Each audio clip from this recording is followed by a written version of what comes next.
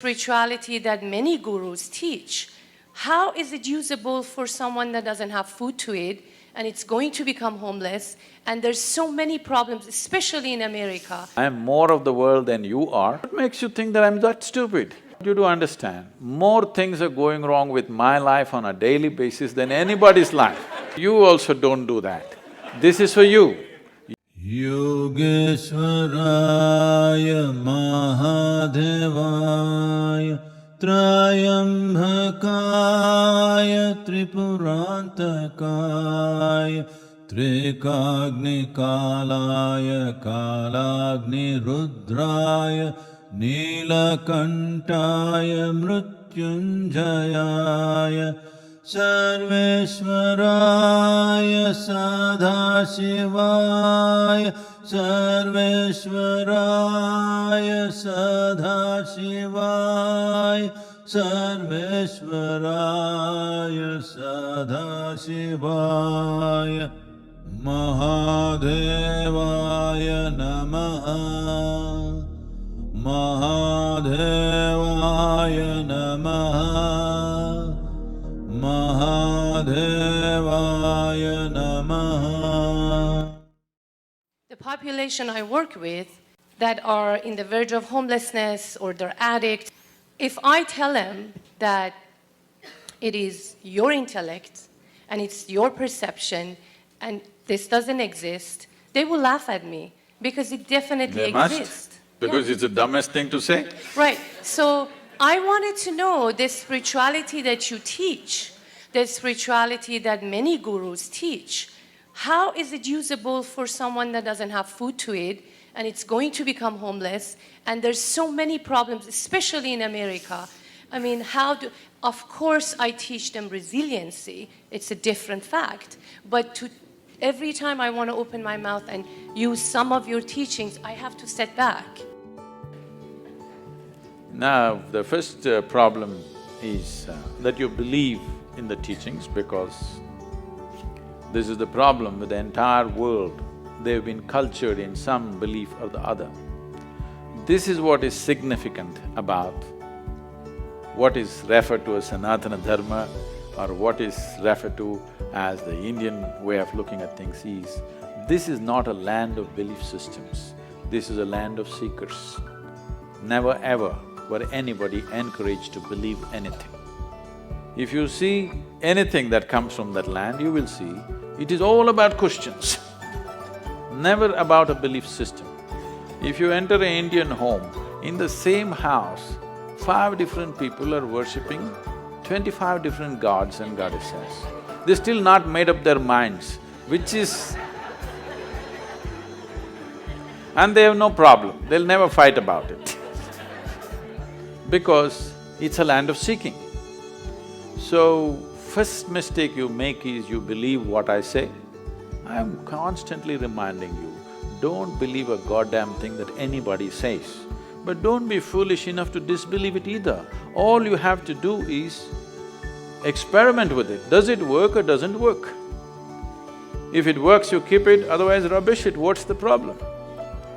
Now, about somebody being hungry, somebody being homeless, somebody being in a war zones, all kinds of horrible things are happening on the planet.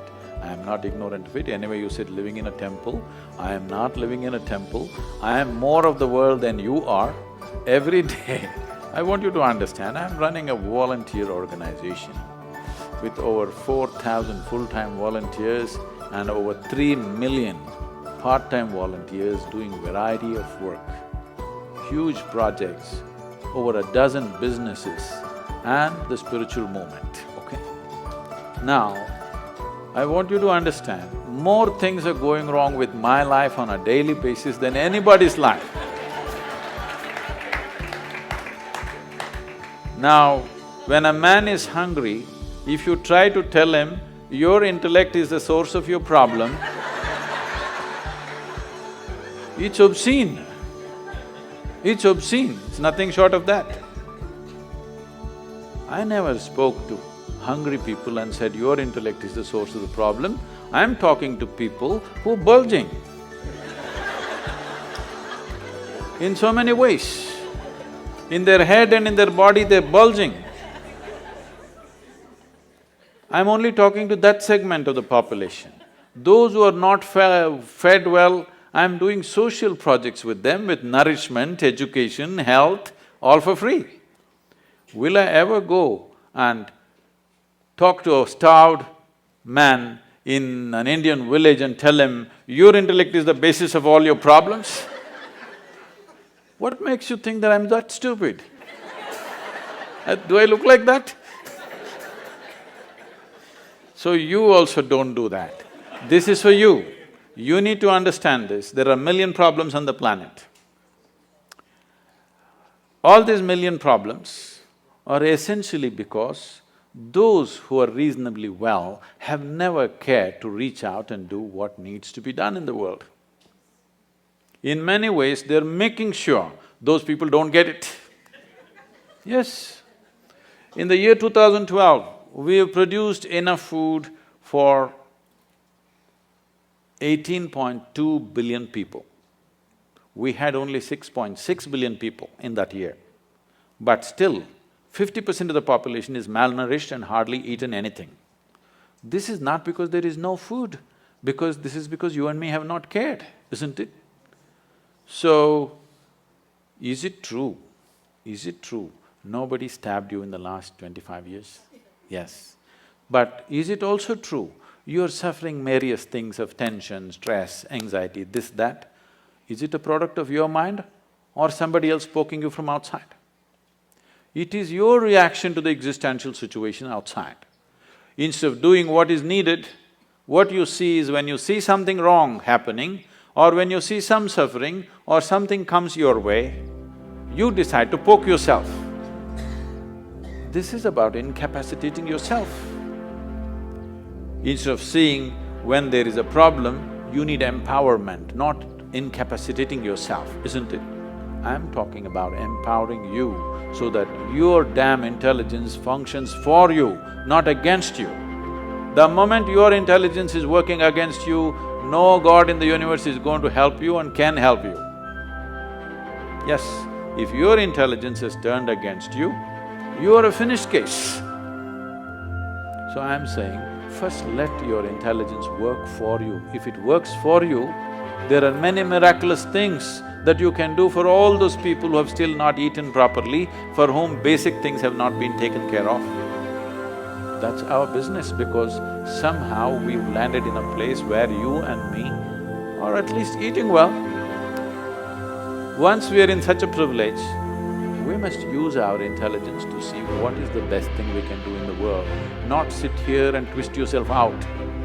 I'm saying don't twist yourself out.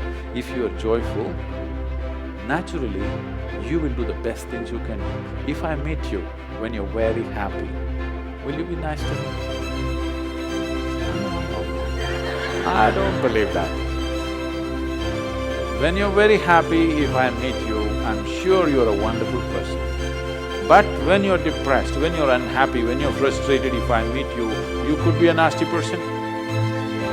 This is true with every human being, isn't it? So the first and foremost work that any human being has to do is that you make this into a pleasant piece of life so that you naturally exude this pleasantness in every possible way.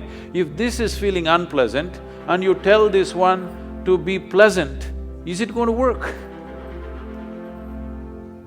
We are trying to fix the stomach-full people right now.